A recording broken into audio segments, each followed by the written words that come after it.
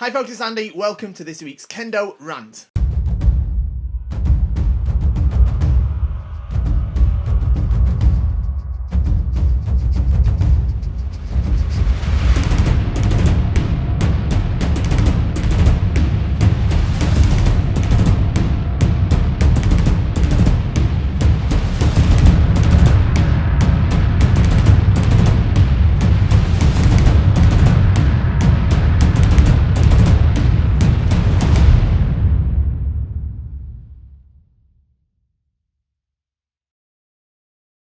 Okay, we've got quite a few questions today, not as many as usual, so we should be firing through reasonably quickly. Before we jump into them though, don't forget, like, share, subscribe, all that YouTube stuff. Most importantly though, shop at kendostar.com. That's what keeps the camera rolling. Yeah, that's my website. It's fantastic, brilliant, amazing, unbelievably brilliant Kendo equipment. Of course, I would say that, but if you look at our Trustpilot rating, we're the highest rated online. I'm sure there's people in your dojo using Kendo Star as well, so get on to kendostar.com. It's awesome. You get brilliant gear. We get to keep making these videos. Everybody's happy. It's win-win. All right, so get to kendostar.com. Okay, first question. Right, this is a bit of a long one. Let's read through it. Hi, Andy. Welcome back from the holidays. Thank you. Happy New Year to everybody. Hope they were great for you and your family. My question this time has to relate to Kendo in the relationship that it has with the spirit. There's three things that made me decide to get into Kendo. The first one was Yukio Mishima. Then when I started researching it, I found your videos and I fell in love with the third factor. So I fell in love. The third factor was I always liked samurai culture and katanas and stuff. I know that you say that Kendo and using an actual sword aren't related, but it just seemed to fit perfectly for somebody that really enjoyed their culture. Sorry for the long rant. My question is, now that I've gotten into Kendo, a lot of people say that, oh, it's because you want to learn how to fight with a katana, to where I originally thought that was true. You've made it pretty obvious that they're not completely related. How do I explain that to people? Personally, I just like to pretend in my head that they're similar, but I know that you're the professional if pointed out that they're not completely the same, but it's still really awesome, and I haven't found something that spoke out to me like the principles of Kendo for furthering my personal experience in life. Thank you again. Sorry for the long question. Have a fantastic day. Okay, there's a lot to draw from that. Right, first off, right, where you've said here that Kendo and using an actual sword aren't related, and I've said that isn't what I said. That isn't what I said. That's what a lot of people interpret what I said to be what I said, but it isn't what I said. All right. What I said is Kendo is not about winning sword fights. It's not about learning to be a good sword fighter. Doesn't mean that the principles or that Japanese swordsmanship is unrelated to Kendo, because it's not. Of course it is. And there's some very important aspects of sword fighting, shall we say, even, that are very key factors of Kendo. It's just that if you're trying to learn to win sword fights, Kendo isn't necessarily the best method of doing that. I'm not saying it would make it worse or that you couldn't, it wouldn't help you in any way. I don't know. I've never had a real sword fight. But that, all I'm saying is, I guess, it's not that they're totally unrelated, but the goal is different. I'm very similar to, in that to most people, I got into Kendo with the idea that it might, because I was interested in swords and sword fighting, samurai culture. I loved Star Wars as well, of course. So I thought, oh yeah, there's enough, that looks really fun. I'll learn how to be a really good sword fighter. And of course it wasn't that, but it gave me something else, which is that exactly what you said. So I first want to just put that out there, all right? You're not learning to be a really good samurai or a sword fighter or something like that when you're doing Kendo. You're learning something much, much more, if you ask me, in my opinion. All right, so when somebody says to you, of course, though, that, oh, you're just learning that to be, what good is that? You're a sword fighter, something like that. Okay, Does it matter? Does it matter if they don't get it? I mean, maybe some people think it's cool, and you know, lots of people do get into kendo, like I say, like I did, thinking that they'll learn more about sword fighting or Japanese swords and stuff like that, and they'll find something more from it. So it's not necessarily bad that that is the kind of gateway into kendo, if you know what I mean. So I think that's what I'd say. It's just that I mean, it's, you know, I know it upsets people. There's people I see it in the comments all the time when I say this, that get upset when I say that you're not going to turn into a really awesome sword fighting samurai by doing kendo. I know that upsets you, right? Sorry. Right? If you want to pretend that it does, fine. All right, but it's literally set out for us there in black and white that isn't the purpose of kendo. So yeah, I sort of subscribe to the point of view that the All Japan Kendo Federation is sort of giving to us in black and white. All right, so that's all I'm going to say on it. All right, because it's a bit of a rabbit hole of a topic. I know that.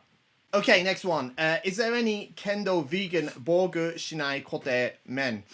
Okay, so this is a question that I get reasonably often. It comes through by email quite a lot, obviously, to Kendo Star. And obviously it comes in Kendo Rant. I think we've had it a couple of times before. It's, you know, obviously I'm guessing the question is really, is there sort of a vegan-friendly option with that being? And I'm making an assumption here, so, you know, apologies if this is incorrect, but sort of something that doesn't use any animal products. Is that right, I think? And unfortunately, the answer's no. Look, Japan doesn't really have the same sort of approach to those sort of ideas as a lot of countries in the West, for a start. So it's just not up there on the list of products in terms of development. I think it's unlikely to happen soon. If you take Shinai, for example, obviously they use leather parts for the handle, and this is Suburi Shinai, but the main normal Shinai is the same sort of thing, and you know, all the leather parts. I haven't seen a Shinai that uses one that uses parts that aren't from actual leather. To be honest, they're not really available. And although we can use a lot of synthetic materials in the bogu, the kote we can make fully synthetic. That's not a problem. Do we could make fully synthetic. Tare we can make fully synthetic. And the men we can make mostly synthetic. But the men buchi, that's the hard joint that connects the cage, the men gannet, to the futon, the padding. That's usually painted red on the inside and black on the outside. That is always made of rawhide. There's no alternative way of making that right now. I don't see that changing in the near future. I think that's going to be the case for the foreseeable future anyway. So unfortunately, no, there isn't a sort of vegan friendly or animal friendly alternative in kendo equipment, sort of 100% ways. You know what I mean? There's you can get the bogu can be mostly that. Shinai, it's just not there. I mean, I guess it's something that could be done by custom special order. You'd be looking at something very expensive. I'm not sure how much it will cost, to be honest. But I mean, it's not out of the realms of what I can imagine possible in terms of sort of some Shinai fittings. But that men buchi on the men, that's a problem that we just can't get over right now. So unfortunately, that's the lay of the land on that one.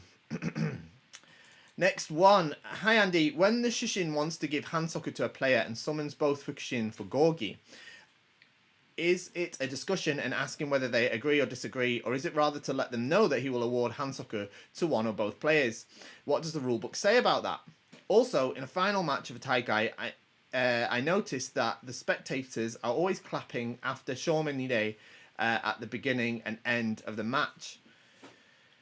Is it a custom that has just evolved over time, or is there also a rule for this specifically? Okay, great questions. So, in answer to the first one, so what you're talking about is when somebody commits Hansoku, let's say they do the unfair tsubazeriai. Okay, so they're doing tsubazeriai, and let's say that they're pushing down on top of the tsuba, and pinning the other person's shinai down so that they cannot respond to them. That's considered unfair tsubazeriai. It's not a it's not like it's not a objective hansoku. It's kind of a subjective one, so it requires the input of the Shinpan. It's not like stepping out of the shiaijo. You either did or you didn't, right? Or dropping your shinai. You either dropped it or you didn't. It doesn't need, those don't need someone's opinion. But something like unfair tsubazeriai, that has to be based on the opinion of the Shinpan, right? They call Gorgi. Gorgi is when the Shinpan meet together for a conference. They have to separate the players, the three of the referees, because normally they're obviously spaced around in a triangle on the shiaijo, so they have to come together to talk it over. And it's a discussion in which all three Shinpan hold equal authority. The Shushin doesn't hold any more authority than the Fukushin when it comes to making decisions that affect the score. Okay, or the awarding of datotsu, strikes, points, or hansoku, penalties. They all have equal authority on that front. The only thing the Shushin has is more authority. He has more authority. They have more authority to administrate the shiai. Okay, so they control the shiai, but they don't have more authority when it comes to making a decision necessarily. That is a little bit. It's a bit of a grey area, because the Shushin is, as a general rule, is the only one that has the authority to stop the match and call for Gorgi. The Fukushin don't have the authority to do that as a general rule, except in an emergency. So if there is a little bit of a grey zone there, because let's go back to the example of unfair tsubazeriai. If one of the Fukushin believes that one of the players is doing the unfair tsubazeriai, they don't have the authority to stop the match and call the Gorgi for it. Only the Shushin has that. So the Shushin has to make that decision. So the Shushin thinks that it's totally fine and dandy, but the two Fukushin think that it's unfair to tsubazeriai. There's not a lot that can be done about it. So yeah, they have to just wait on the Shushin. But when they do get to that Gorgi, when they do get to the point where they have that Gorgi, then each Shinpan's vote is equal. All three of them hold equal power over the decision. Okay, and for the second part of that question, which is in a final match of a Taikai, you notice that the spectators are clapping after the Shomen Nidei, and at the end, at the beginning and the end, is it customary, or is it a rule? It's not a rule, no. It's just that the Shomen Nidei is like signifying the actual beginning and the actual end of the match. All right, so people will normally sort of clap at the beginning. So when it starts, it's sort of when it starts, not before it starts, and then it's still happening until the Shomen Nidei, and then it's finished. So yes, you clap afterwards. Okay, that's all it is. There's no rule about it. It's just the natural way it's kind of done, right? So yeah, I hope that answers it. Hi Andy, I noticed that some high-level sensei seem to wobble their shinai when interacting with an opponent's shinai. Do you know what the reason for this is? I'm not sure what you mean by wobble the shinai, but I think what is the way they sort of move the shinai, and it is kind of part of their semi, right? It's kind of part of how they are using the shinai to kind of interact with their partner. I wouldn't say there's a specific reason for it. I think it's just the sort of individual style of the people that you've seen doing it. So yeah, I wouldn't read too much into that, in all honesty. Okay, last one. We're already here. Hi, Andy. Do you have any tips on recovering quicker from fumikomi? I've noticed that sometimes I drop my center of gravity too much, or I end up dragging my left foot in an effort to catch up. Are there any special things I should pay attention to? Thanks. Yes. So it's a super common problem. It's really easy to fix. It's not really easy to fix. It's simple to fix, but it's not easy. All right. Essentially, what it is probably one, your left leg is a little bit too bent. It doesn't want to be locked straight, but it wants to be reasonably straight. And then you need to have most of your power or your energy stored up in your left calf, ready to launch you forward and then bring up your left leg very quickly. What's happening here is that, like, you kind of, it's pretty common is that you're sort of a little bit, your knees are a little bit too bent, and that's why it's feeling like you're dropping your weight as you launch yourself forward, and you're not effectively using your left leg, so that's why it's not coming up quickly behind you after you make that fumikomi. We place all this emphasis on fumikomi, and it is important, it's super important, but actually what's more important than fumikomi is, in my opinion, is the act of fumikiri. That's the launch from the left leg. That's what you're really trying to do. That's the real goal of the whole thing, is to launch yourself forward towards your opponent so that you can make a strike, and your body and your sword and your spirit is all unified together as you do that. It's not that you stamp and hit at the same time. It's that you launch forward and your whole attack comes together in that same fantastic moment, yeah? Rather than... people concentrate so much on, like, stamping and hitting at the same time, they leave the left leg behind. It's kind of, I think it's a little bit of a way, how can I say? It's like, I wouldn't say it goes as far as a misnomer, but it's a way we're sort of thinking about kendo a little bit wrong. Is that you have to stamp and hit at the same time, because really you don't stamp and hit at the same time. Yeah, you leap forward and hit at the same time. Yeah, most. I mean, if you look at the really high-level players, like in super slow motion or in freeze-frame photographs, their Shinai is hitting before their foot lands, yeah? But their whole thing is happening all at the same time. Yeah, and I think that's the correct way. That's it. Quite a short one today. Thank you for joining me. As we've got a little bit of extra time, a couple of things I'll just bring up if you're still here. First is I've had really, really good response to the video I did a couple of weeks ago where one of you lovely people sent me a video of your kendo, and I sort of gave some advice on it and then put a video out. A lot of people have said they found that really helpful and they'd like me to do more. So if anyone out there would like to do a similar sort of thing, if anyone is brave enough to send me a video of their practice and would like me to do a sort of advice video, I'm more than happy to do that. You can just send it over to me, upload it to YouTube on a what do you call, like a private link, and just email it to me at mail@kendostar.com, and I'm more than happy to do that. Obviously, if like 50 of you do that, I'm not going to be able to do them all, but I'll certainly be happy to do some. And if I get a lot, I'm happy to do a few in one video. I think that would be kind of cool.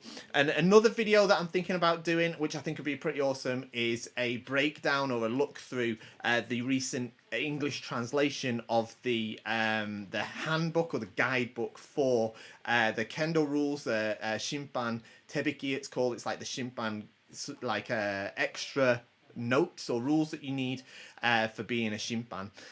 They've just put them out in English. There's been an unofficial English translation which is fantastic, put out by Stroud Sensei over in the US. What a brilliant service to the community by translating that, and I've used that a lot for years, but the Zenkennen have put their official one. It's basically the same, to be honest, so I'll probably look through one of those, or probably both of them, in another video. I think that'd be kind of fun to do, so let me know what you think about that. Other than that, thank you for joining me today, and I'll see you all next week. Bye bye.